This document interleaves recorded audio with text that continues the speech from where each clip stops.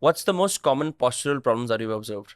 These two things that I've mentioned to you straight up. Actually, there's another one that I didn't mention. One is the overactive upper trap, underactive glute. And the third one is a lot of people have a lower back pain, right?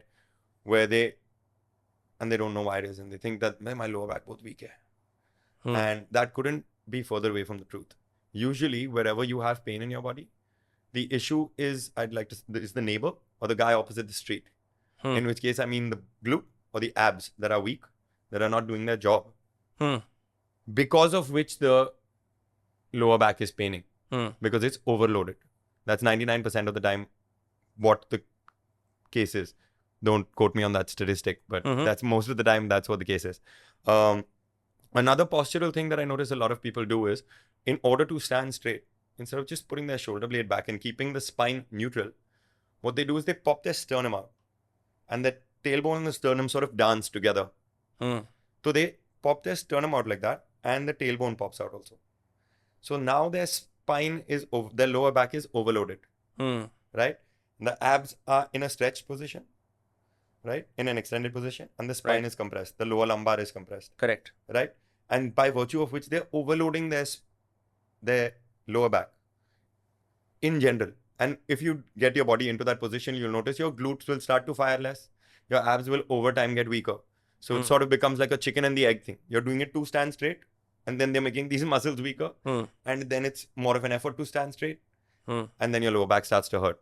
So this is another really common postural issue besides the... And what does hanging do? Does hanging cure you of most, like for example, when I was in deep pain, abhi bhi mera shoulder kafi ye wala damaged. I had a fall many years ago and I didn't do proper physio.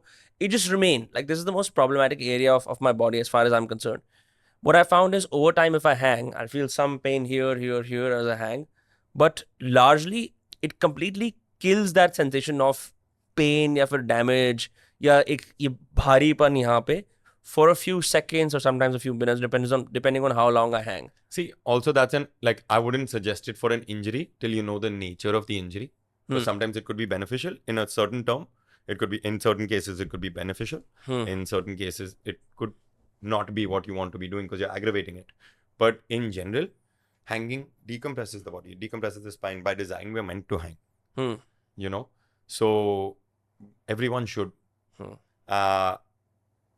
be able to at least hang, because one is it works your grip strength, two is it decompresses the spine.